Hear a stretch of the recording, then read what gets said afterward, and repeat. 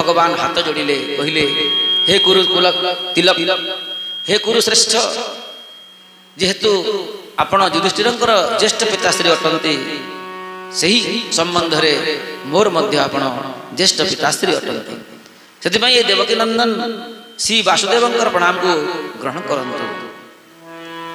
आपण भावुथिबे निश्चित भाव रे मोर 100 पुत्रर मरिबार मूल कारण वासुदेव बोली भावुथिबे। आपण भावुथिबे जे मोर 100 पुत्र को वासुदेव श्रीकृष्ण ए युद्धर मध्य जानी जानी करी मरई देले बोली, किंतु आपण तो स्वयं व्यास पुत्र, आपणकर आखि सिना दिसु नहीं किंतु आपण तो ज्ञानी अटंती।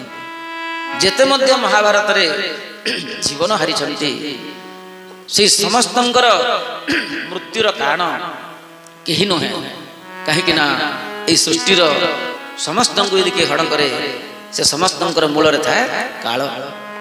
यह एक द्वापर जीगर एक कालर चरम क्रीड़ा बोली कहा जाए। भगवान अपूर्व कथा को शुणी युधिष्ठिर धृतराष्ट्र मुंड हलाउछंती, शुणुछंती सावधान है। वासुदेव कहते देखंतु जहार यदि मृत्यु आसीबार थिबो ताऊ कहीं रखी पारिबा नहीं, आ जहार यदि काल सम्मुखीन होई नथिबो ताकू विष दे दियंतु, विष पीले मध्य से मरिबो नहीं।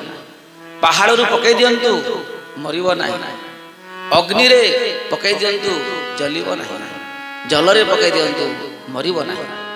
किंतु यदि काल सम्मुखीन हो जाए ताहले मृत्युम न पश्यन्ति दुरंत वीर, कहीं काल कबलरू मुकुली पारि नाहंती।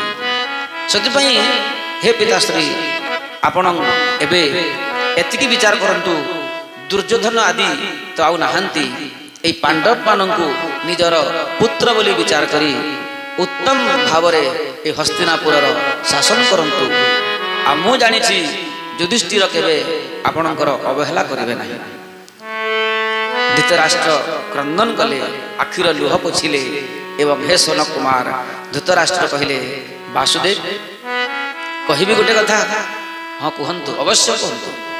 धृतराष्ट्र कहले देख वासुदेव, मोर पुत्र माने कौन पाई मरी गले ताहा मु भल भाव जानी। मोर पुआ माने प्रकृत रे मरिबार मूल कारण हला समाने निजर पाप रे ही मरी छथि, अर्थात मो पुत्र मानकर पाप ही सेमानंकु मारी देछि, सेमानंकर अधर्म ही सेमानंकु नाश